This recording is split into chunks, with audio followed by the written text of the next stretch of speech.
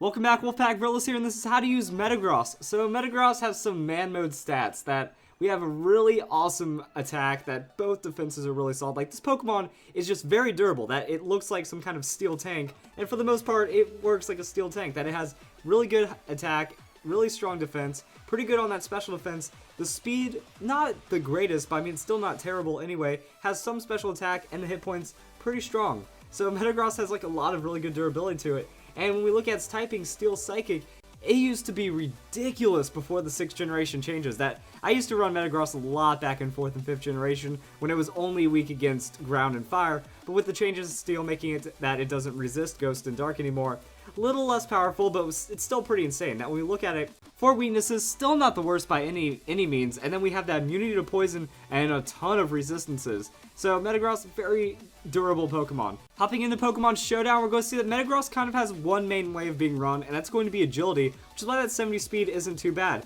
That the 130 defense is huge, 90 special defense is still really good, so the most we can get out of its bulk, the better.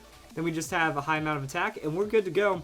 That kind of just shows that you want to try to use your agility, boost that speed.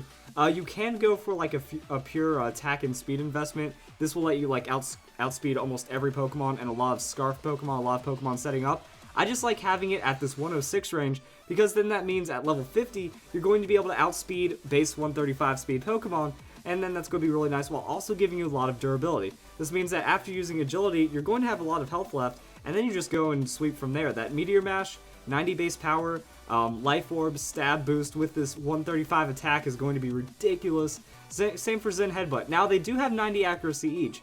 Not perfect, so there is a little bit of risk there, but still pretty solid, pretty reliable, a lot of damage. And then this last move is kind of whatever you want it to be. You can put Earthquake here, you can put Ice Punch here, you can pretty much whatever like weaknesses you want to cover for, you can be really solid with, or you can just go for what I did. Back in the day, I would for Explosion, you know, agility, throw that down to the damage, try to get a KO, and I would be left with a low amount of hit points in most situations, and I just go, screw it, and explode, and try to like at least turn it into a 2-for-1 on the Metagross. And you can do this fairly reliably, and if you get a super effective hit, you know, this scares off Fairy-type Pokemon really well. It just does a good job in general. Now, when we also look at some of the other options, you know, this is mainly going to be it. That when you're using agility, even though Bullet Punch is a very strong move on Metagross, it's starting to really fade out of popularity because, you know, you just want that damage down there that you can't really be messing around with the priority. Other things you can do is run Choice Band Metagross. That Choice Band is just going to be max out the hit points, max out the attack, endure as many hits as possible. You know, try to remove your opponent's threats first. That they have a Fire-type Pokemon. If they have a Pokemon that's spamming Earthquake, try to knock them out with your other Pokemon. Bring in Metagross in the mid to late game where nothing can really hit its super, or there aren't really too strong of Pokemon, and then just Choice Band Meteor Mash everyone. That, like, the best case scenario is Meteor Mash boosting your attack, and then you just become almost unstoppable. Same with this set, that, you know, 20% chance to boost your attack. If you get that boost, your opponent's day is kind of done. Then Earthquake, Ice Punch, Zen Head, but, you know, just kind of find that coverage, use what you need, get as much damage down as possible with it, switch out if you feel like you're locked in a really bad move. Other than that, you're good to go. And even though I did a guide on Mega Metagross, we'll just look at it really quick. Pretty much the same idea, is that agility into damage. Your ability to Tough Claws pretty much trades for the Life Orb. So now you're not hurting yourself, you're getting 33% damage on everything. Not having Clear Body, I don't think that's really too bad. Like, in doubles, it's actually really nice. If they try to open any kind of Intimidate, you can just say, well, Metagross isn't going to be worried by Intimidate, and then it gets to Mega Evolve anyway and do a lot of cool stuff.